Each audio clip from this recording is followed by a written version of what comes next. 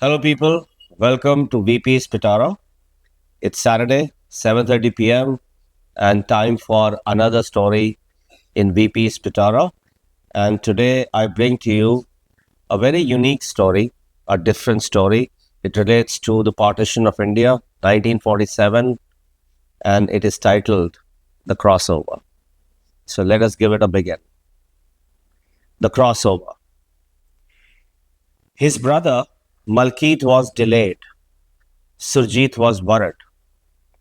He should have reached the frontier post by now, both Malkit and BG. The frontier post by 9:30 a.m. That is what the plan was. It was well past midday. There was a steady flow of people crossing over the border or crossing in. They, the three of them, had decided to go to Hindustan long time back, at least a month back. They had not been sure when. The signals were there for them to leave. The houses of Hindus and Sikhs were being marked. Political parties and their leaders were making inciting speeches. Neighbors against neighbors, brothers against brothers. Passions ran high. There was fear and suspicion all around. They were born here, the two brothers, tilled the 5 bigger land that Bauji toiled hard with to get food on the table and that little extra for the family. They had lost Bauji to high fever last summer. High fever that refused to go away. Bauji had breathed his last holding Surjit's hand.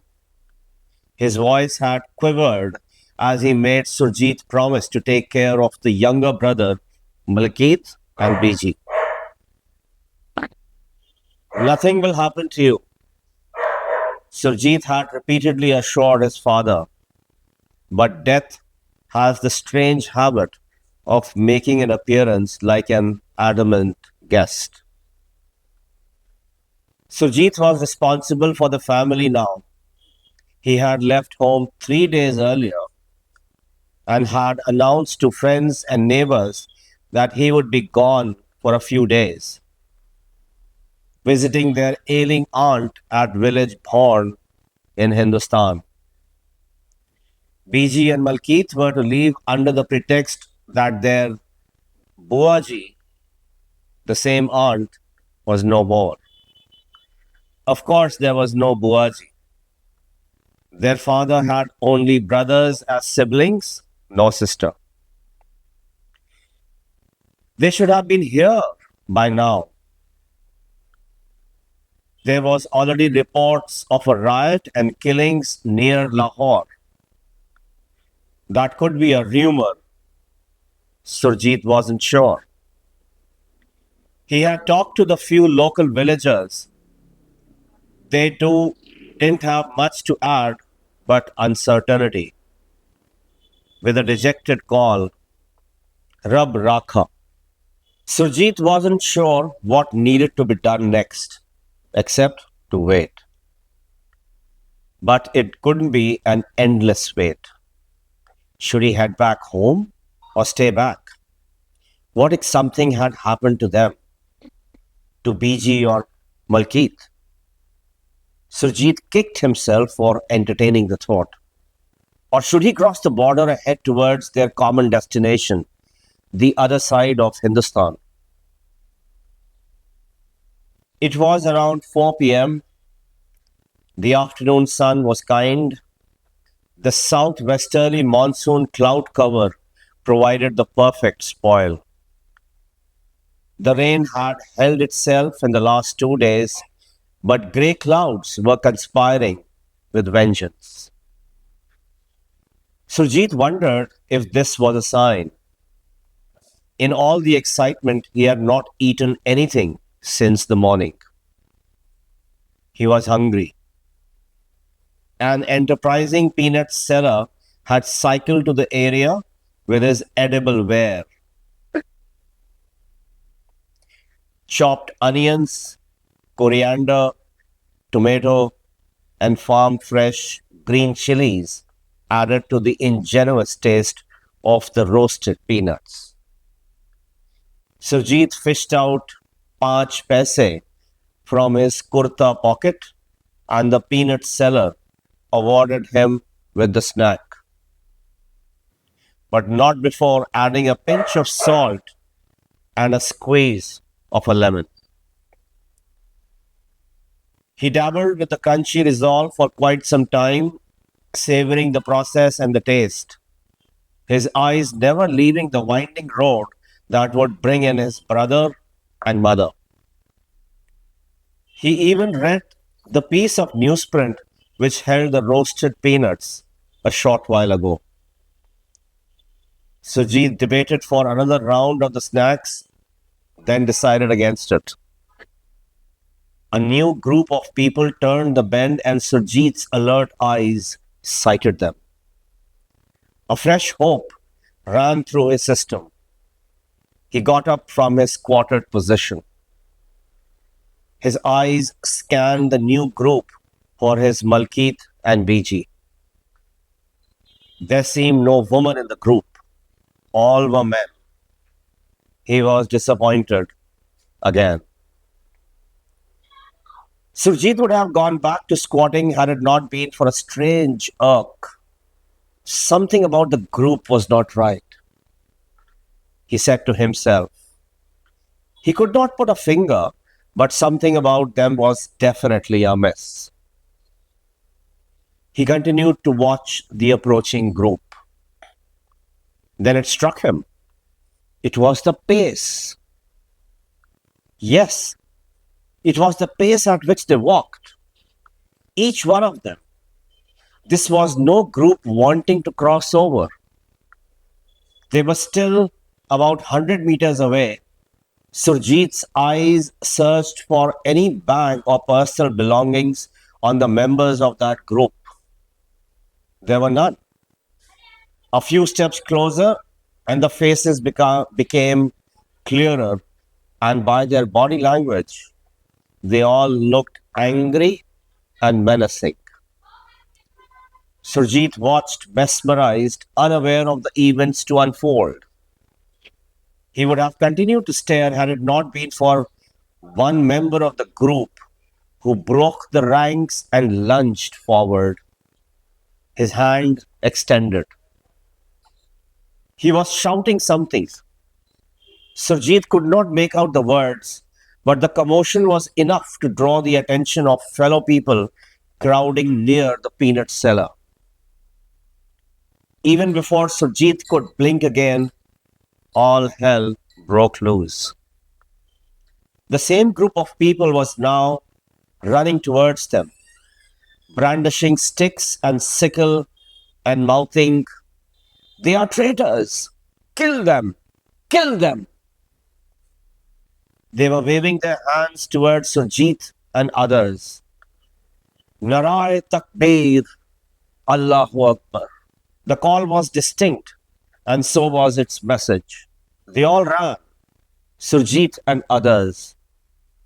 Surjit leaped across the roadside drain. It still carried the monsoon sledge. Surjit's fitness got him to the other side, but two others couldn't make it, and their bodies dangled over the edge. They lost precious time. Their heartfelt cries rent the still afternoon. They soon fell silent to merciless blows. Surjit became chillingly aware of the happenings. The stories of division of hearts were real. This afternoon was real. And his life was at the mercy of a handful of bloodthirsty haters behind him. He ran across the paddy field. The slushy pods hampered his progress. He had already lost one of his footwear. He let go the other one too. Narai Takbir, Allahu Akbar. The cries refused to go. Surjit gasped for breath. Hands on his knees, he panted and glanced back. He was being chased by 4 members of the same group. He looked around towards the front at the others scurrying for their lives. He ran again, faster. Across the maze of ridged fields, Surjit ran. He crossed a thicket of shrubs, an orchard of mangoes, then more fields. He never stopped. He was scared to look back. He was drenched with perspiration. His throat was parched, but he knew if he stopped, death was certain. He looked up ahead, and a hope in the form of a church stood alone in the farmland.